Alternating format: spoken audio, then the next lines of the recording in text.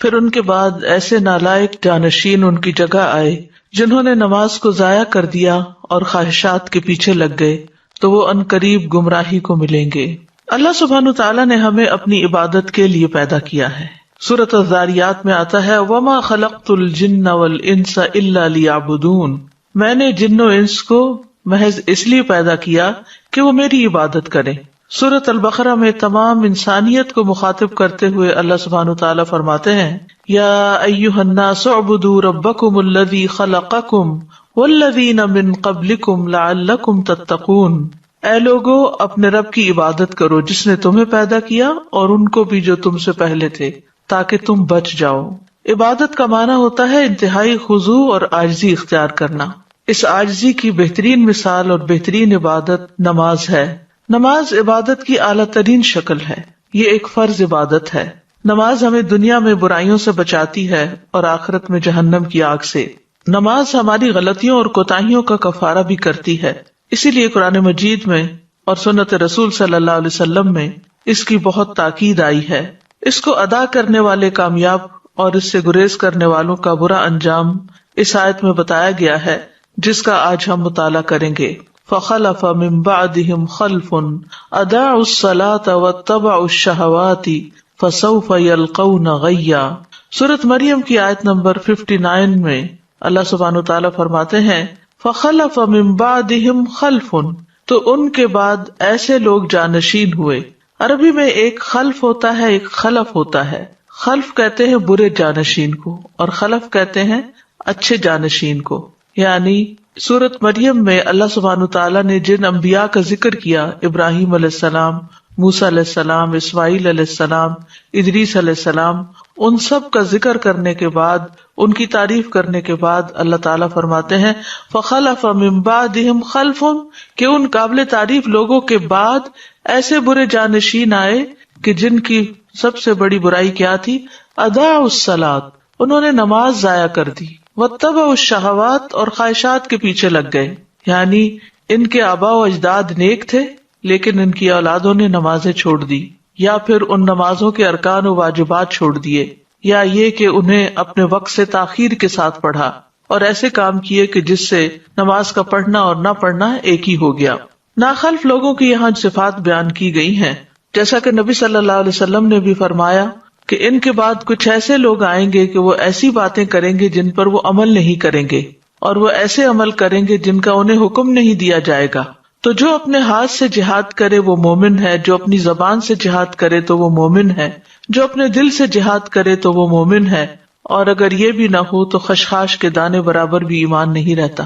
یعنی ایسے لوگوں کو سمجھانا چاہیے زبان سے بھی اور ہاتھ سے بھی، یعنی جیسے اپنے بچے ہیں اور وہ چھوٹے ہیں ابھی 10 سال کے بعد بھی اگر نماز نہیں پڑھتے تو جیسے کہ حدیث میں آتا ہے کہ ان کو مار بھی سکتے ہیں، تاکہ وہ اگر پیار محبت سے اور سمجھانے سے، واعظ نصیحت سے نہیں سمجھتے تو سختی سے سمجھے، حتیٰ کہ نماز ان کی عادت ہو جائے اور پھر اس کے بعد زندگی میں وہ اس پر چلتے رہیں۔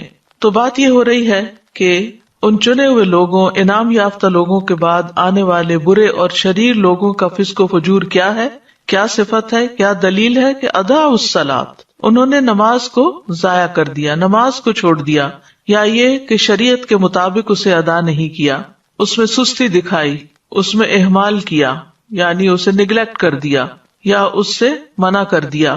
یہ لوگ اللہ سے ڈرنے والے لوگ نہیں تھے۔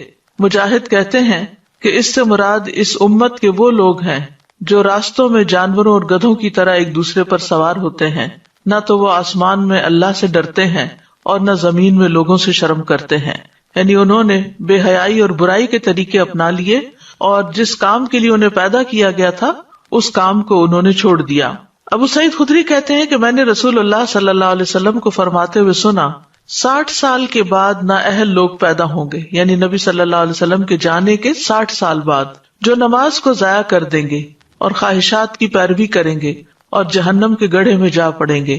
ان کے بعد ایسے لوگ جانشین ہوں گے جو قرآن تو پڑھیں گے لیکن وہ ان کے حلق سے نیچے نہیں اترے گا، یعنی صرف تجوید اور قرات کے ماہر ہوں گے لیکن قرآن ان کے دلوں پر اثر نہیں کرے گا اور نہ ہی ان کے عمل میں آئے گا۔ اور قرآن کی قرات 3 طرح کے لوگ کرتے ہیں، نمبر 1 مومن، نمبر 2 منافق اور نمبر 3 فاجر۔ اضاعوا الصلاۃ، انہوں نے نماز کو ضائع کر دیا، یعنی ایک اہم فریضہ جو دین کا ستون ہے، جو ایمان کا معیار اور کسوٹی ہے، اور جو رب العالمین سے اخلاص کا ثبوت دینے کا ذریعہ ہے، تو اس میں انہوں نے اپنی نمازیں ضائع کی، یعنی اہم فریضہ کو ادا نہیں کیا۔ تو بہت سے اہل علم یہ کہتے ہیں کہ یہاں اس سے مراد نماز پوری طرح چھوڑ دینا ہے، یعنی یہ وہ لوگ ہیں جو نمازیں چھوڑ دیتے ہیں۔ بعض اہل علم یہ کہتے ہیں کہ یہ وہ لوگ ہیں جو نمازوں کو اس کے آخری وقت تک مؤخر کر دیتے ہیں، یعنی پڑھ تو لیتے ہیں لیکن بے وقت کی پڑھتے ہیں۔ اور بعض کہتے ہیں کہ یہ وہ لوگ ہیں جو نمازوں کے اوقات ضائع کر دیتے ہیں، یعنی قضا کر کر کے پڑھتے ہیں۔ اور بعض نے یہ بھی کہا کہ یہ وہ لوگ ہیں جو ارکان اور واجبات کو ضائع کر دیتے ہیں، یعنی نماز کے سارے ارکان، شرائط وغیرہ پوری طرح ادا نہیں کرتے۔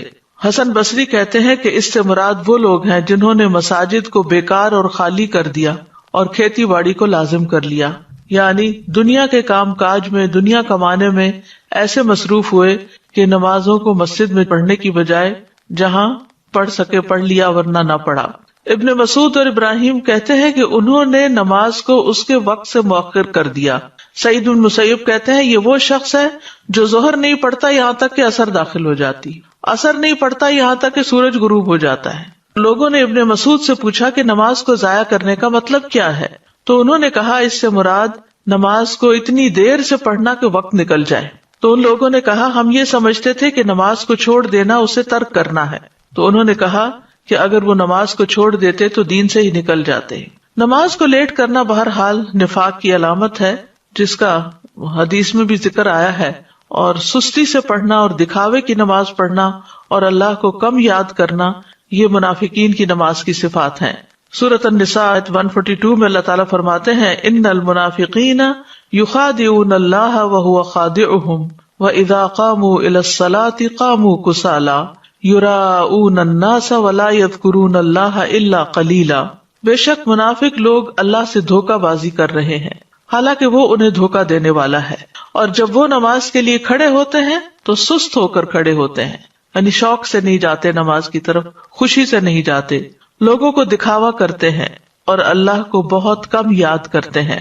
رسول اللہ صلی اللہ علیہ وسلم نے فرمایا یہ تو منافق کی نماز ہے، یہ تو منافق کی نماز ہے، یہ تو منافق کی نماز ہے، کہ سورج کو بیٹھے دیکھتا رہتا ہے، جب وہ شیطان کے دو سینگوں کے درمیان ہوتا ہے، یعنی غروب ہونے کے قریب ہوتا ہے، تو کھڑا ہو کر 4 ٹھونگے مارنے لگ جاتا ہے، اس میں اللہ کا ذکر نہیں کرتا مگر بہت تھوڑا، یعنی اللہ کو یاد کرنے کی بجائے وہ ادھر ادھر کی باتیں سوچتا رہتا ہے، یا بس نماز کو سر سے اتارنے کی فکر کرتا ہے۔ رسول اللہ صلی اللہ علیہ وسلم نے یہ بھی فرمایا کہ بے شک منافقوں پر سب سے زیادہ بھاری نماز عشاء اور فجر کی نماز ہے، دونوں آرام کے وقت ہیں اور نیند کے وقت ہیں، اس لیے ایسے اوقات میں ان کو نماز پڑھنا اور مشکل لگتا ہے۔ سعید بن مسیب کہتے ہیں کہ وہ لوگ حی علی الصلاۃ حی علی الفلاح کے الفاظ سنتے ہیں، تندرست اور صحیح سالم ہونے کے باوجود نماز پڑھنے نہیں جاتے، استغفر اللہ، یعنی آذان کی آواز آتی ہے اس کے باوجود بھی وہ اس سے غفلت برتتے ہیں۔ ایک معنی یہ بھی کیا گیا ہے کہ یہ عمدگی سے نماز نہیں پڑھتے۔ ابو ہریرہ رضی اللہ عنہ کہتے ہیں کہ ایک دن آپ صلی اللہ علیہ وسلم نے ہمیں نماز پڑھائی، پھر مڑے اور فرمایا اے فلاں تم نے اپنی نماز اچھی طرح کیوں نہیں ادا کی؟ کیا نمازی کو دکھائی نہیں دیتا جب وہ نماز پڑھتا ہے کہ اس نے کس طرح نماز ادا کی؟ حالانکہ وہ اپنے ہی لیے نماز ادا کرتا ہے، تو پھر چاہیے کہ اچھے سے اچھے طریقے سے ادا کرے۔ اسی طرح ایک معنی یہ بھی ہے کہ جلدی جلدی نماز پڑھنا، بس سر سے اتارنے کی کوشش کرنا۔ حذیفہ رضی اللہ عنہ کہتے ہیں انہوں نے ایک آدمی کو نماز پڑھتے ہوئے دیکھا، اس نے نماز میں کمی کی، یعنی تیز تیز پڑھ رہا تھا، صحیح طرح رکوع اور سجود ادا نہیں کر رہا تھا۔ حذیفہ نے اس سے کہا تم کتنے عرصے سے ایسی نماز ادا کر رہے ہو؟ اس نے کہا 40 سال سے۔ تو انہوں نے کہا کہ تم نے 40 سال سے کوئی نماز نہیں پڑھی، اگر تم ایسی ہی نماز پڑھتے مر جاتے تو تم محمد صلی اللہ علیہ وسلم کی ملت کے علاوہ ہی مرو گے۔ پھر کہا بے شک ایک آدمی ہلکی نماز پڑھنے کے باوجود اسے مکمل اور اچھے طریقے سے ادا کر سکتا ہے۔ تو اصل مقصود کیا ہے کہ نماز کا پھر حق ادا کیا جائے، اطمینان سے نماز کے ارکان کو ادا کیا جائے۔ ابو ہریرہ کہتے ہیں کہ رسول اللہ صلی اللہ علیہ وسلم ایک مرتبہ مسجد تشریف لے گئے، اسی وقت ایک شخص آیا اور اس نے نماز پڑھی، اس کے بعد نبی صلی اللہ علیہ وسلم کو سلام کیا، آپ نے سلام کا جواب دیا اور فرمایا کہ واپس جاؤ نماز پڑھو کیونکہ تم نے نماز نہیں پڑھی۔ وہ لوٹ گیا، اس نے ویسے ہی نماز دوبارہ پڑھ دی جیسے پہلے پڑھی تھی، پھر آیا اور نبی صلی اللہ علیہ وسلم کو سلام کیا، آپ نے فرمایا واپس جاؤ نماز پڑھو کیونکہ تم نے نماز نہیں پڑھی. اس طرح 3 مرتبہ ہوا. پھر اس نے کہا اس ذات کی قسم جس نے آپ کو حق کے ساتھ بھیجا ہے میں اس سے بہتر نماز ادا نہیں کر سکتا, لہٰذا آپ مجھے سکھا دیجیے. آپ نے فرمایا جب تم نماز کے لیے کھڑے ہو تو تکبیر کہو, اس کے بعد جتنا قرآن تمہیں یاد ہو اس کو پڑھو یعنی سورۃ فاتحہ کے بعد, پھر رکوع کرو یہاں تک کہ اطمینان سے رکوع کرو, پھر سر اٹھاؤ یہاں تک کہ سیدھے کھڑے ہو جاؤ, پھر سجدہ کرو یہاں تک کہ اطمینان سے سجدہ کرو, پھر سر اٹھاؤ یہاں تک کہ اطمینان سے بیٹھ جاؤ, اور اپنی پوری نماز میں اسی طرح کرو. یعنی ہر رکن اس طرح ادا کرنا چاہیے کہ اس کے بعد انسان اپنی جگہ پر ٹھہر جائے سکون سے, اور پھر دوبارہ اگلا رکن ادا کرے. پھر اسی طرح رکوع اور سجود میں اگر کمر سیدھی نہ کی جائے اور بس تھوڑا سا جھکا کے سر اٹھا لیا جائے تو آپ نے فرمایا وہ نماز کافی نہ ہوگی جس میں آدمی اپنی پشت کو رکوع اور سجود میں سیدھا نہ رکھے. امام شافعی, امام احمد اور اسحاق کہتے ہیں جو اپنے رکوع اور سجدے میں اپنی پشت سیدھی نہیں رکھتا یعنی اسٹریٹ نہیں ہوتی اس کی نماز فاسد ہو جاتی ہے. ابن قیم رحمۃ اللہ علیہ کہتے ہیں کہ نماز میں یہ 6 صفات منافقوں کی علامت ہے. نماز کی طرف جاتے وقت سستی کا مظاہرہ کرنا, نماز ادا کرتے ہوئے لوگوں کے لیے دکھاوا کرنا, اس کی ادائیگی میں تاخیر کرنا, جلدی جلدی ٹھونگے مارنا, اس میں اللہ کا ذکر کم کرنا, اور با جماعت نماز سے پیچھے رہنا. تو خلاصہ یہ ہے کہ جو شخص وضو مکمل کرنے اور رکوع اور سجود کو مکمل کرنے کی حفاظت نہ کرے وہ نماز کی حفاظت کرنے والا نہیں ہوتا, اور جو نماز کی حفاظت نہیں کرتا گویا وہ اسے ضائع کر دیتا ہے, اور جو نماز کو ضائع کر دیتا ہے تو وہ باقی شریعت کے تمام احکامات کو بھی زیادہ ضائع کرنے والا ہوتا ہے. اور جو شخص نماز کی حفاظت کرتا ہے اللہ اس کے دین کی حفاظت کرتا ہے, اور جو نماز نہیں پڑھتا اس کا تو کوئی دین ہی نہیں ہوتا. ایسے لوگوں کی دوسری صفت کیا بتائی گئی؟ واتبعوا الشہوات, کہ وہ خواہشات کے پیچھے لگ گئے یعنی گناہوں میں پڑ گئے, شراب نوشی میں پڑ گئے, اپنے نفسوں پر شہوت کو ترجیح دی اللہ کی اطاعت کے مقابلے میں, منکرات میں آگے بڑھ گئے.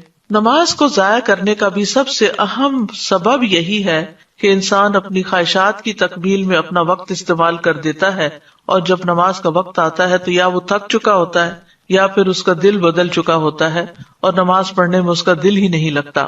حضرت علی رضی اللہ عنہ سے اللہ تعالیٰ کے اس قول کے بارے میں مروی ہے کہ خواہشات کی پیروی کرنے والوں سے وہ لوگ مراد ہیں جو مضبوط محل بناتے ہیں, قابل توجہ سواریوں پر سوار ہوتے ہیں اور مشہور لباس پہنتے ہیں.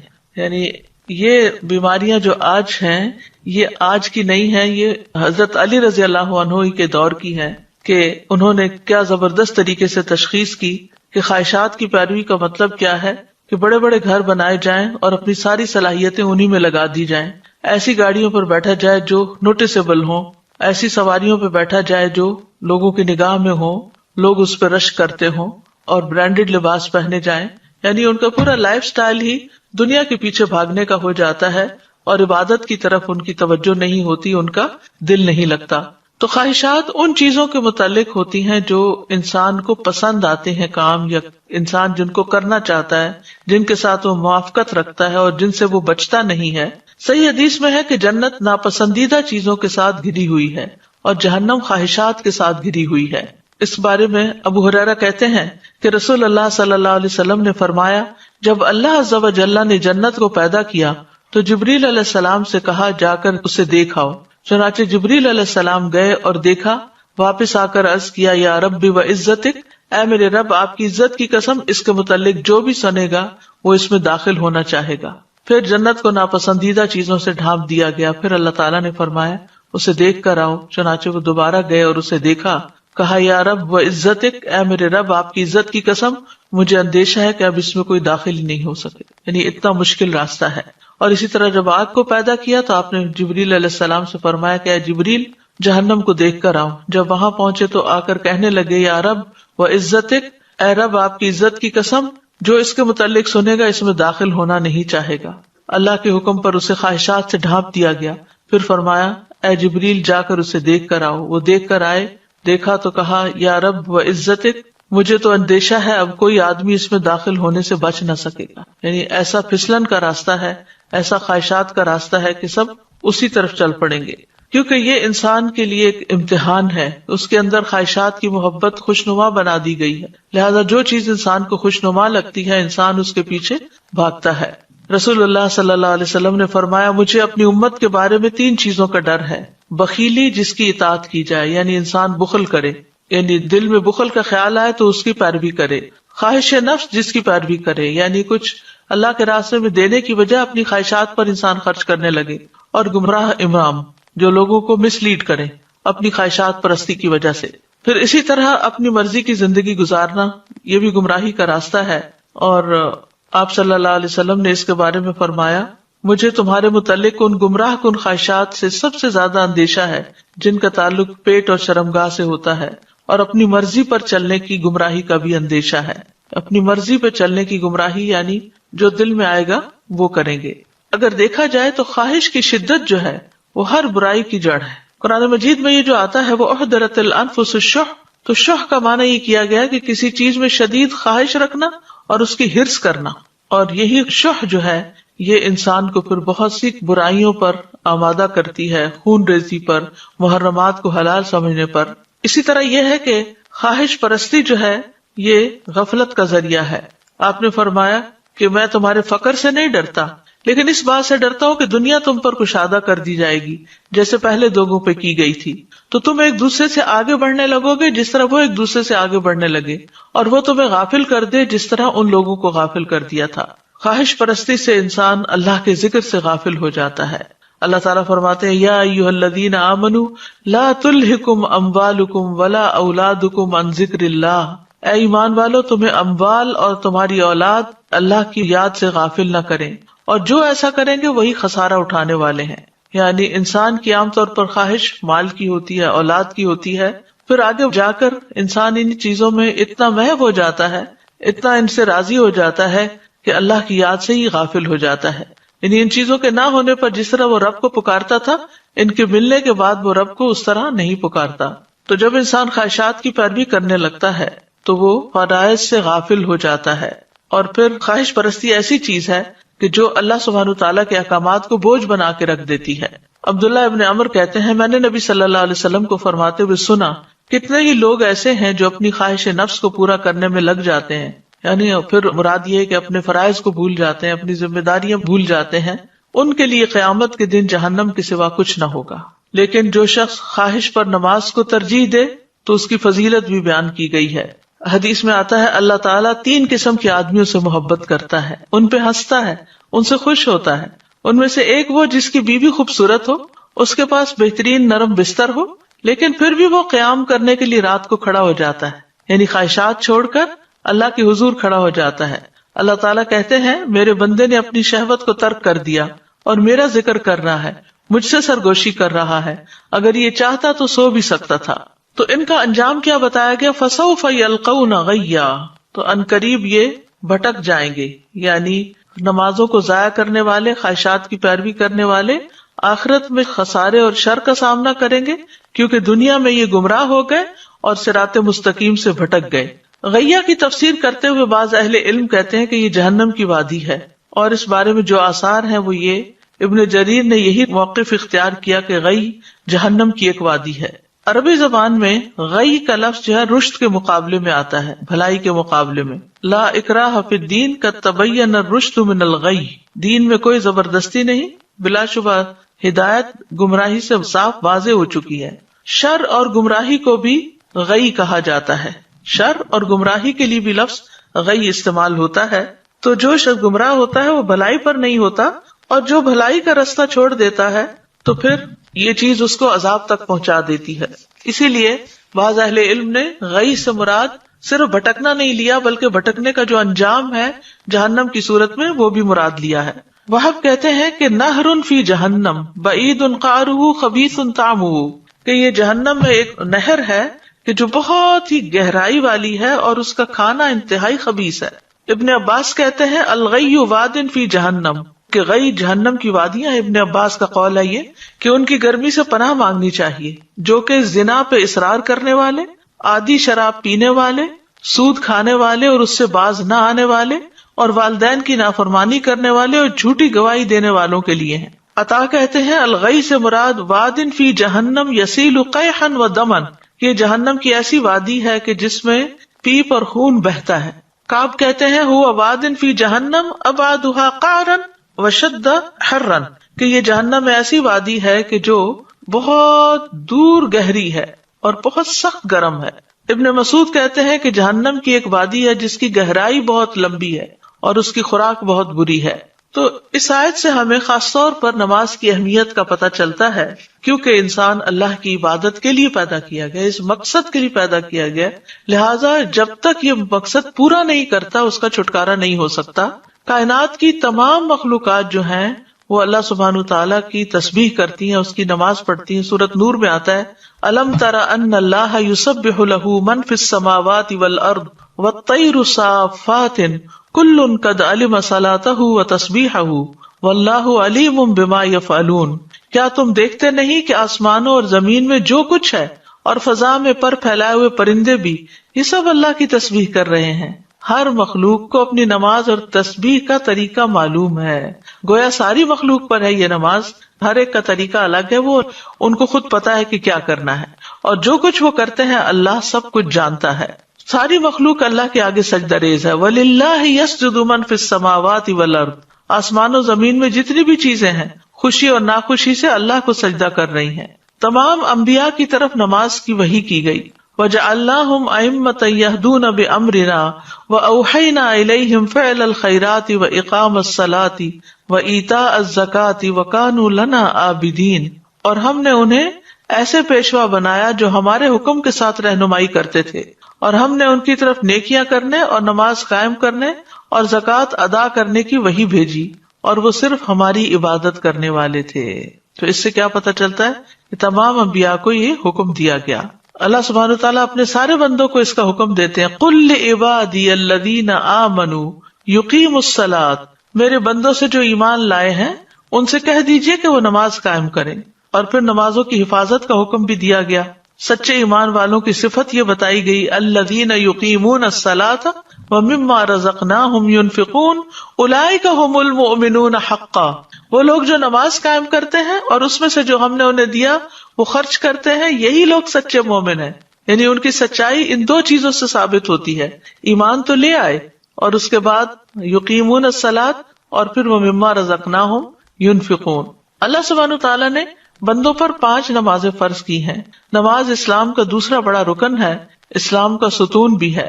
اس دین کی بنیاد اسلام ہے، تو جو اسلام لایا وہ سلامت رہا، اور اس کا ستون نماز ہے. تو نماز جو ہے وہ الصلاۃ عماد الدین، یعنی دین کی بنیاد ہے، ستون ہے. اور اگر کسی عمارت سے ستون ہے اس کا نکال لیا جائے تو عمارت قائم نہیں رہتی. نماز چھوڑنے کو کفر قرار دیا گیا. بہقی کہتے ہیں کہ ایمان کے بعد عبادات میں سے نماز کے علاوہ کوئی ایسی عبادت نہیں جس کو اللہ نے ایمان کا نام دیا ہو اور رسول اللہ صلی اللہ علیہ وسلم نے جس کے چھوڑنے کو کفر قرار دیا ہو. نماز اعمال میں سب سے بہترین عمل ہے. رسول اللہ صلی اللہ علیہ وسلم نے فرمایا ثابت قدم رہو اور تم ہرگز اس کی مکمل اطاعت نہیں رکھ سکو گے، اور جان لو تمہارا سب سے بہترین عمل نماز ہے، اور وضو کی محافظت وہی کرتا ہے جو مومن ہو. تو اس سے یہ پتہ چلتا ہے کہ جب تک انسان اپنی نمازیں پوری نہیں کرتا اس کے باقی اعمال بھی اس طرح قبول نہیں ہوتے، اور سب سے ٹاپ پر نماز ہی ہے. اور یہ ایسا فریضہ ہے جو کسی حال میں بھی ساقط نہیں ہوتا. کھڑے ہو کر نماز نہیں پڑھ سکتے تو بیٹھ کے پڑھ لیں، بیٹھ کر نہیں پڑھ سکتے تو پہلو کے بل لیٹ کر پڑھ لیں، لیکن نماز جیسے بھی حالات ہوں چھوڑی نہیں جا سکتی. یہاں تک کہ میدان جنگ میں بھی جب دشمن سے مقابلہ ہو تو نماز ادا کرنی چاہیے. اللہ سبحانہ تعالیٰ روزانہ 2 بار فرشتوں سے بندوں کی نماز کی خبر لیتے ہیں، عصر کے وقت اور فجر کے وقت، جب فرشتے تبدیل ہو کر جاتے ہیں اور وہ نمازوں میں ہی آ کر بندوں سے ملتے ہیں. اور ہر نماز کے وقت ایک اعلان ہوتا ہے. عبداللہ بن مسعود کہتے ہیں کہ رسول اللہ صلی اللہ علیہ وسلم نے فرمایا جب ہر نماز کا وقت شروع ہوتا ہے تو ایک منادی کرنے والے کو بھیجا جاتا ہے. وہ کہتا ہے آدم کے بیٹو اٹھو اور اس آگ کو بجھاؤ جو تم نے اپنے نفسوں کے لیے جلائی ہے. تو وہ کھڑے ہوتے ہیں اور وضو کرتے ہیں تو ان کی آنکھوں سے ان کے گناہ جھڑ جاتے ہیں. جب وہ نماز پڑھتے ہیں تو سابقہ نماز کے درمیانی وقفے میں ہونے والے گناہ بخش دیے جاتے ہیں. یعنی پچھلی نماز اور موجودہ نماز کے بیچ میں جو غلطیاں ہوئی ان کو معاف کر دیا جاتا ہے. اور یہی معاملہ پھر عصر کے وقت ہوتا ہے، اور جب مغرب ہوتی ہے تو یہی معاملہ پیش آتا ہے. جب عشاء کا وقت ہوتا ہے تو اسی طرح ہوتا ہے. جب لوگ سوتے ہیں تو وہ بخشے ہوئے ہوتے ہیں. پھر آپ نے فرمایا لوگ بھلائی کی حالت میں رات گزارتے ہیں اور بعض لوگ شر کی حالت میں لتھڑ کر یا شر میں لتھڑ کر یعنی گندے کام کرتے ہوئے رات گزارتے ہیں. نماز کی اتنی اہمیت ہے کہ نبی صلی اللہ علیہ وسلم نے سخت بیماری میں بھی نماز کی فکر کی تھی. عبید اللہ بن عبداللہ سے روایت ہے، وہ کہتے ہیں کہ ایک مرتبہ میں عائشہ رضی اللہ عنہا کی خدمت میں حاضر ہوا اور میں نے عرض کیا کہ آپ مجھے رسول اللہ صلی اللہ علیہ وسلم کے مرض الوفات کے بارے میں کچھ بتائیں گی؟ انہوں نے کہا کیوں نہیں. رسول اللہ صلی اللہ علیہ وسلم کی طبیعت جب بوجھل ہوئی تو آپ نے پوچھا کیا لوگ نماز پڑھ چکے ہیں؟ ہم نے کہا نہیں یا رسول اللہ، وہ آپ کا انتظار کر رہے ہیں. آپ نے فرمایا میرے لیے ایک ٹب میں پانی رکھو. ہم نے ایسا ہی کیا. آپ نے غسل کیا اور جانے کے لیے کھڑے ہونے ہی لگے تھے کہ آپ پہ بے ہوشی طاری ہو گئی. جب افاقہ ہوا پھر یہی سوال پوچھا کیا لوگ نماز پڑھ چکے ہیں؟ ہم نے کہا نہیں یا رسول اللہ، وہ آپ کا انتظار کر رہے ہیں. آپ نے فرمایا میرے لیے ٹب میں پانی رکھو. آپ نہا کر جانے کے لیے کھڑے ہی ہونے لگے تھے کہ آپ پہ بے ہوشی طاری ہو گئی. حضرت عائشہ کہتی ہیں کہ لوگ نماز عشاء کے لیے مسجد میں بیٹھے آپ کا انتظار کر رہے تھے تو آپ نے ابو بکر کے پاس یہ پیغام بھیجا کہ آپ لوگوں کو نماز پڑھا دیں. چنانچہ ان دنوں میں ابو بکر لوگوں کو نماز پڑھاتے رہے. ایک دن حضور صلی اللہ علیہ وسلم کو اپنے مرض میں کچھ تخفیف محسوس ہوئی تو آپ ظہر کی نماز کے وقت دو آدمیوں کے درمیان نکلے جن میں سے ایک عباس تھے. ابو بکر نے جب آپ کو دیکھا تو پیچھے ہٹنے لگے. آپ نے انہیں اشارہ کیا کہ پیچھے نہ ہٹیں اور اپنے ساتھ آنے والے ساتھیوں کو حکم دیا تو انہوں نے آپ صلی اللہ علیہ وسلم کو ابو بکر کے پہلو میں بٹھا دیا. ابو بکر کھڑے ہو کر نماز پڑھتے رہے اور رسول اللہ صلی اللہ علیہ وسلم بیٹھ کر نماز پڑھنے لگے. تو اس سے آپ اندازہ لگائیں کہ نبی صلی اللہ علیہ وسلم پر کتنی تکلیف تھی، کیسی شدت تھی، لیکن پھر بھی آپ اپنے اس فریضے کو نہیں بھولے. حالانکہ بیمار کے لیے تو بہت سی رخصتیں ہیں. حضرت علی کہتے ہیں کہ رسول اللہ صلی اللہ علیہ وسلم کا آخری کلام تھا الصلاۃ الصلاۃ اتقوا اللہ فیما ملکت ایمانکم. نماز کی حفاظت کرو، نماز کی حفاظت کرو اور اپنے غلاموں کے بارے میں اللہ سے ڈرو. نبی صلی اللہ علیہ وسلم کی آخری وصیت بھی تھی. نبی صلی اللہ علیہ وسلم نے یہ بھی بتایا تھا کہ ایک وقت آئے گا کہ نماز کا نام و نشان بھی مٹ جائے گا. آپ نے فرمایا کپڑے کے بیل بوٹوں کی طرح اسلام مٹتا جائے گا، حتیٰ کہ انہیں یہ بھی معلوم نہ ہوگا کہ نماز، روزہ، قربانی اور صدقہ کیا ہوتے ہیں. ایک رات میں اللہ عز و جل کی کتاب کو مٹا دیا جائے گا اور زمین میں ایک آیت بھی باقی نہ رہے گی. لوگوں کے مختلف گروہوں میں سے کچھ بوڑھے مرد اور عورتیں رہ جائیں گی. وہ کہیں گے ہم نے اپنے آباء و اجداد کو یہ کلمہ لا الہ الا اللہ کہتے سنا تھا اور اب ہم بھی کہہ رہے ہیں. یعنی اس کے علاوہ نماز، قرآن سے بالکل لا علم اور غافل ہوں گے. قبر میں جا کر ہوئی بندے کی حسرت کیا ہوگی. نبی صلی اللہ علیہ وسلم ایک قبر کے پاس سے گزرے. حال ہی میں اس میت کو دفن کیا گیا تھا تو آپ نے فرمایا 2 رکعتیں ہلکی سی ہوتی ہیں اور تم لوگ انہیں حقیر اور زائد سمجھتے ہو، لیکن وہ 2 رکعتیں اگر یہ صاحب قبر اپنے عمل میں زیادہ کر لیتا تو اس کی نظر میں تمہاری تمام باقی دنیا سے بھی اسے زیادہ محبوب ہوتی. لیکن ہم کتنے آرام سے نفل چھوڑ دیتے ہیں، نفل کیا سنت چھوڑ دیتے ہیں. ہمارے بندے بس فرض پڑھ کے کھڑے ہو جاتے ہیں. تو ہمیں اپنی نمازوں کا حساب لینا چاہیے، خود اپنا تجزیہ کرنا چاہیے کہ ہم کیا نماز کو ادا کرنے والے ہیں یا نماز کو ضائع کرنے والے ہیں. اور ضائع کرنے میں تاخیر سے پڑھنا بھی مراد ہے.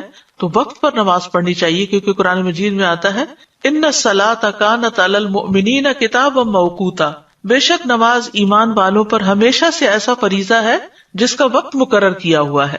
عبداللہ بن مسعود کہتے ہیں میں نے نبی صلی اللہ علیہ وسلم سے عرض کیا اللہ کو کون سا عمل زیادہ پسند ہے؟ آپ نے فرمایا نماز کو اس کے وقت پر ادا کرنا. یعنی جب ٹائم داخل ہو جائے تو پھر نماز کی طرف دوڑیں. اور جو نماز کو وقت پر ادا کرے گا، پابندی سے ادا کرے گا، اللہ تعالیٰ کو اس سے کیا وعدہ ہے؟ اللہ تعالیٰ اس کو جنت میں داخل کرے گا. عبداللہ بن مسعود کہتے ہیں کہ رسول اللہ صلی اللہ علیہ وسلم ہر نماز اس کے وقت پر پڑھتے تھے مگر مزدلفہ اور عرفہ میں جمع کیا کرتے تھے. نبی صلی اللہ علیہ وسلم نے اس کی بہت تلقین بھی کی ہے اور مؤخر کرنے کی مذمت بھی کی ہے. صحابہ کے بارے میں آتا ہے کہ نمازوں کو ضائع ہوتے دیکھ کر وہ روتے تھے. امام زہری کہتے ہیں میں دمشق میں انس بن مالک کی خدمت میں گیا، آپ اس وقت رو رہے تھے. میں نے عرض کیا آپ کیوں رو رہے ہیں؟ تو انہوں نے فرمایا اب میں اس نماز کے علاوہ نبی صلی اللہ علیہ وسلم کے دور کی کوئی چیز نہیں پاتا، کیونکہ آپ نے تو انسانوں کی تعمیر کی تھی اور انسانوں کو اخلاق سکھائے تھے، طرز عمل اور معاملہ سب کچھ، لیکن آپ ان کے اندر تو نہیں رہے تھے. کچھ عرصے کے بعد آپ فوت ہو گئے تھے. یعنی اس وقت ان کے پاس دنیاوی مال و اسباب نہیں تھے، یہی عبادتیں تھیں، اخلاق تھے، اچھے معاملات تھے، اچھی ڈیلنگز تھی. تو بعد میں وہ کہتے ہیں کہ میں نبی صلی اللہ علیہ وسلم کے دور کی اب کوئی چیز نہیں پاتا سوائے نماز کے، اور اب اس نماز کو بھی ضائع کر دیا گیا ہے، یعنی تاخیر سے پڑھنے کی وجہ سے. تو اگر انسان نماز پڑھتا ہے تو اس کو اللہ کی رحمت بھی ملتی ہے، کامیابی بھی ملتی ہے. قد افلح المؤمنون الذین هم فی صلاتهم خاشعون. سورۃ النور میں آتا ہے وَأَقِیمُوا الصَّلَاةَ وَآتُوا الزَّکَاةَ وَأَطِیعُوا الرَّسُولَ لَعَلَّکُمْ تُرْحَمُونَ. اور نماز قائم کرو اور زکوٰۃ ادا کرو اور رسول کا حکم مانو تاکہ تم رحم کیے جاؤ. نبی صلی اللہ علیہ وسلم نے فرمایا جب تم میں سے کوئی آدمی نماز کے لیے کھڑا ہوتا ہے تو اللہ کی رحمت اس کی طرف متوجہ ہو جاتی ہے. اسی لیے آپ کو جب کوئی پریشانی ہوتی تھی آپ فوراً نماز کی طرف لپکتے تھے. جو شخص نماز کے بعد اپنی جائے نماز پر بیٹھا رہتا ہے تو فرشتے اس پر صلات پڑھتے رہتے ہیں، اور فرشتوں کی ان پر صلات یہ ہے اللہم اغفر لہ اللہم ارحمہ اللہم اغفر لہ اللہم ارحمہ. اے اللہ اسے بخش دے، اے اللہ اس پر رحم فرما. اگر وہ آگے بیٹھ کر اگلی صف میں نماز کا انتظار کرے تو فرشتے بھی اس پر صلات بھیجتے ہیں، اور ان کی صلات کیا ہے اللہم اغفر لہ اللہم ارحمہ. پھر یہ کہ نماز پڑھنے سے خوف اور غم سے نجات ملتی ہے، پھر اللہ کی مدد آتی ہے. اسی لیے تمام انبیاء جب کوئی مسئلہ درپیش ہوتا تھا تو نماز پڑھنے لگتے تھے، یعنی نفل نماز. پھر اللہ کی حفاظت ملتی ہے. آپ نے فرمایا من صلی الصبح فہو فی ذمۃ اللہ. جو صبح کی نماز پڑھتا ہے وہ اللہ کے ذمے میں ہے، یعنی اللہ تعالیٰ کی اس کو حفاظت حاصل ہوگی. نماز صحت اور تندرستی کا سبب بھی ہے. حشاش بشاش ہونا اور خوش مزاجی نماز ہی سے حاصل ہوتی ہے. ابن القیم کہتے ہیں اللہ کا ذکر کرنا، اس کی طرف متوجہ ہونا، اس کی طرف رجوع کرنا اور مدد لینے کے لیے جانا، نماز کی طرف جانا. کتنے ہی ان میں سے ایسے بیمار ہیں جنہیں شفا دے دی گئی اور کتنے ہی بیماروں کو عافیت دے دی گئی. یعنی نماز کا ایک فائدہ کیا ہوا کہ نماز پڑھنے سے وہ بیماری نہیں ہوئے. ظاہر وضو کر کے انسان سارے جراثیم سے پاک ہوتا ہے، پھر نماز ادا کرتا ہے، وہ ایک ایکسرسائز بھی ہے، اس میں اللہ کا ذکر بھی ہے، وہ ایک روحانی ٹانک بھی ہے.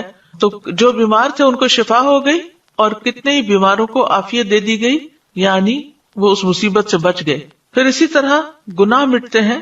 وَأَقِمِ الصَّلَاةَ طَرَفَيِ النَّهَارِ وَزُلَفًا مِّنَ اللَّيْلِ إِنَّ الْحَسَنَاتِ يُذْهِبْنَ السَّيِّئَاتِ ذَلِكَ ذِكْرَىٰ لِلذَّاكِرِينَ. اور دن کے ان دونوں سروں پر اور کچھ رات گزرنے پر نماز قائم کرو، بلا شبہ نیکیاں برائیوں کو دور کر دیتی ہیں. یہ ایک یاد دہانی ہے یاد کرنے والوں کے لیے. پھر اسی طرح گناہوں کا دھل جانا، گناہوں کا جھڑنا، اور پھر برائی اور بے حیائی سے حفاظت ملنا. قرآن مجید میں آتا ہے ان الصلاۃ تنہی عن الفحشاء والمنکر، کہ بے شک نماز بے حیائی اور برائی سے روکتی ہے. حدیث میں اس کو نور کہا گیا ہے، الصلاۃ نور. اس سے نفس کا تزکیہ ہوتا ہے، بندے کو حفاظت کا ایک مضبوط قلعہ مل جاتا ہے. دل اور اعضاء گناہ کرنے سے محفوظ ہو جاتے ہیں، اس سے اللہ کی قربت حاصل ہوتی ہے، برائیاں دور ہوتی ہیں، گناہوں سے روک دیا جاتا ہے. پھر غیر اخلاقی بیماریوں سے بچا جا سکتا ہے، بری صفات اس سے ختم ہوتی ہیں، فتنوں کا کفارہ ہوتا ہے. آخرت میں نمازوں پر ڈھیروں اجر ملے گا. اللہ تعالیٰ نماز پڑھنے والوں کا اجر ضائع نہیں کرے گا. والذین یمسکون بالکتاب واقاموا الصلاۃ انا لا نضیع اجر المصلحین. اور جو لوگ کتاب کو مضبوطی سے پکڑتے ہیں اور انہوں نے نماز قائم کی، یقیناً ہم اصلاح کرنے والوں کا اجر ضائع نہیں کیا کرتے. تو اس سے کیا پتہ چلتا ہے کہ جو کتاب کو تھامے رکھے اور نماز ادا کرے تو دنیا میں بھی فائدہ ہوگا اور ان کا اجر بھی ضائع نہ ہوگا. پھر جہنم اور منافقت سے برات ہے. پھر یہ کہ قبر میں حفاظت کے لیے نماز آ جاتی ہے سر کی طرف سے. پھر اسی طرح قیامت کے دن چمکدار نور ملے گا. رسول اللہ صلی اللہ علیہ وسلم نے فرمایا جو لوگ اندھیروں میں مسجدوں کی طرف جاتے ہیں اللہ ان کے لیے قیامت کے دن چمکدار نور کے ساتھ روشنی کرے گا. پھر فرمایا اندھیرے میں مسجد جانے والوں کو قیامت کے دن مکمل نور کی خوشخبری دے دو. یہ قیامت کے دن آنکھیں ٹھنڈی کرنے کا باعث بھی ہوگا. سجدے اور وضو کی وجہ سے اعضاء چمک رہے ہوں گے نمازیوں کے. قیامت کے دن برہان اور نجات کا ذریعہ ہے. نبی صلی اللہ علیہ وسلم کی ملاقات اور آپ کی صحبت چاہے قیامت کے دن تو کثرت سجود کا آپ نے حکم دیا. سجدے کے نشانات پر آگ حرام ہے. نمازی کو جنت میں داخل کرنا اللہ پر حق ہے. نماز جنت میں لے جانے کا باعث ہے. کثرت نماز جنت میں پہلے داخل کرانے کا باعث ہے. قزاع قبیلے کے 2 آدمی تھے اور ان میں سے ایک اللہ کے راستے میں مارا گیا اور ایک سال کے بعد فوت ہوا. تو جو سال کے بعد فوت ہوا طلحہ کہتے ہیں وہ مجھے خواب میں آیا کہ جنت کا دروازہ کھولا گیا اور بعد میں فوت ہونے والا شہید ہونے والے سے پہلے جنت میں داخل ہوا. اس پہ مجھے بڑا تعجب ہوا. جب صبح ہوئی تو میں نے اس خواب کا ذکر نبی صلی اللہ علیہ وسلم سے کیا. آپ نے فرمایا کیا اس نے 1 سال بعد تک رمضان کے روزے نہیں رکھے، اس کے بعد 6000 رکعت اور یہ سنت کی رکعت نہیں پڑھی؟ یعنی جتنی زیادہ نمازیں اس کی ہوئی اتنے ہی اس کے درجے بلند ہوئے، کیونکہ ہر سجدے کے ساتھ ایک درجہ بلند ہوتا ہے۔ قرآن مجید میں اللہ تعالیٰ نے نماز کو ایمان بھی کہا ہے۔ نماز ایمان کا ترازو ہے، جس کے دل میں رائی برابر بھی ایمان ہو نماز نہیں چھوڑ سکتا۔ نماز بندے اور رب کے درمیان ایک تعلق کی علامت ہے، اور یہ تعلق نمازوں کے ساتھ مضبوط ہوتا چلا جاتا ہے۔ نماز دل اور زبان کے ذکر کو جمع کرنے کا ذریعہ ہے۔ نماز کے ذریعے بندہ اپنے رب سے ایک درست تعلق قائم کر لیتا ہے۔ نماز کا چھوڑنا ایمان سے محرومی ہے، بدترین گناہ ہے۔ اللہ تعالیٰ کی حفاظت سے بندہ باہر آ جاتا ہے، اعمال کی بربادی کا باعث ہے، دلوں کی سختی اور غفلت کا باعث ہے۔ ایک نماز بھی قضا کرنا بہت بڑے خسارے کا باعث ہے۔ بے نمازی کے لیے موت کی سختیاں بھی ہیں۔ نماز چھوڑنا اہل جہنم کی صفت ہے۔ جب ان سے پوچھا جائے گا ما سلککم فی سقر قالوا لم نک من المصلین، جنت والے جہنم والوں سے پوچھیں گے تمہیں کیا چیز دوزخ میں لے گئی؟ وہ کہیں گے ہم نماز نہیں پڑھتے تھے۔ ہمیں دعا بھی کرنی چاہیے اپنے لیے بھی اور اپنی اولاد کے لیے بھی کہ ہم نمازوں پر قائم رہیں۔